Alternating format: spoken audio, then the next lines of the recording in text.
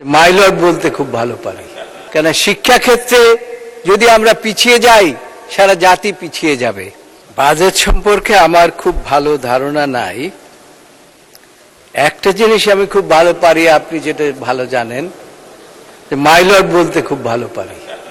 তারপরেও যেহেতু 2026-27 সনের বাজেট নিয়ে আলোচনা চলছে, আলোচনা হচ্ছে, এই সম্পর্কে দু একটি কথা বলতে চাই। আমার ডান পাশের বন্ধুদের বক্তব্য শুনেছি, আমার পাশের বক্তব্য, সকলের বক্তব্য শুনেছি, এবং প্রত্যেকে তাদের নিজ নিজ অবস্থান থেকে তাদের যুক্তি উপস্থাপন করেছেন। কেউ বলেছেন 9,38,000 কোটি টাকার বাজেট, এটা খুব বড় বাজেট হয়ে গেছে, এটা বাস্তবায়ন সম্ভব নয়। মাননীয় স্পিকার, আমি আপনাকে বলতে চাই, এই বাজেট বাস্তবায়ন শুরু হয়ে গেছে তখনই যখন আমাদের মাননীয় প্রধানমন্ত্রী, সংসদ নেতা, গণমানুষের নেতা যখন দুটি বন্ধুপ্রতিম দেশ মালয়েশিয়া এবং ভারত সফরে গিয়েছেন এবং ফিরে এসে বিবৃতি দিয়েছেন।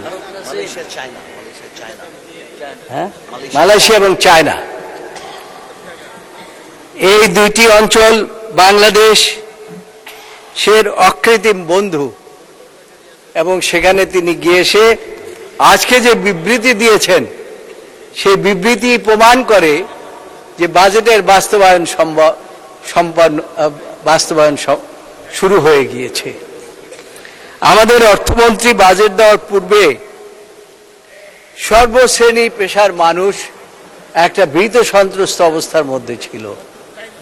তাদের ধারণা ছিল গত 54 বছর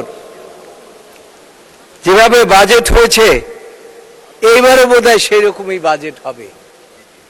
কিন্তু আমাদের মধ্যে একটা শঙ্কা ছিল, কিন্তু শঙ্কাটা কেটে গেল যখন বাজেট আমরা বক্তৃতা শুনলাম এবং বাজেটে দেখলাম যে মাননীয় অর্থমন্ত্রী এবং আমাদের মাননীয় প্রধানমন্ত্রী এই বাজেটে এমন কোনো দিক নাই যে দিকগুলো আলোচনা করেন নাই। বিশেষ করে নিত্য প্রয়োজনীয় জিনিসপত্রের দাম যাতে করে না বাড়ে, সেজন্য কি কি পদক্ষেপ গ্রহণ করতে হবে সে বিষয়ে তিনি আলোচনা করেছেন এবং দিক নির্দেশনা দিয়েছেন সেটা কিভাবে সম্ভব।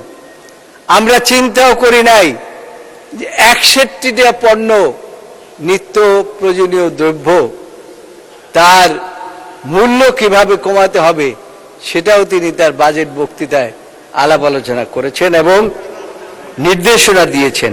সেজন্য তাকে আমি আন্তরিকভাবে অভিনন্দন এবং ধন্যবাদ জানাচ্ছি। মাননীয় স্পিকার, সময় তো খুব বেশি নাই, তবে দু চারটি কথা বলতে হয়। সেটা হচ্ছে যে এই বাজেটে শিক্ষা হচ্ছে একটা জাতির মূল শক্তি। যে জাতি শিক্ষিত নয় সে জাতি কোনো উন্নতি করতে পারে না। তো শিক্ষা খাতে যে বাজেট দেওয়া হয়েছে, আমার মতে এই বাজেটটি এখানে শিক্ষা খাতে 1.39 থেকে 2% উন্নীত করা হয়েছে। এটা আরো উন্নীত করা দরকার মাননীয় স্পিকার। কেন উন্নীত করা দরকার? তার কারণ এখনো বহু স্কুল জরাজীর্ণ অবস্থায় রয়েছে, কোনো স্কুলের সীমানা নির্ধারিত নাই। এই সমস্ত বিষয়ের উপরে আমাদের আলোকপাত করা দরকার, কেন শিক্ষা ক্ষেত্রে যদি আমরা পিছিয়ে যাই সারা জাতি পিছিয়ে যাবে।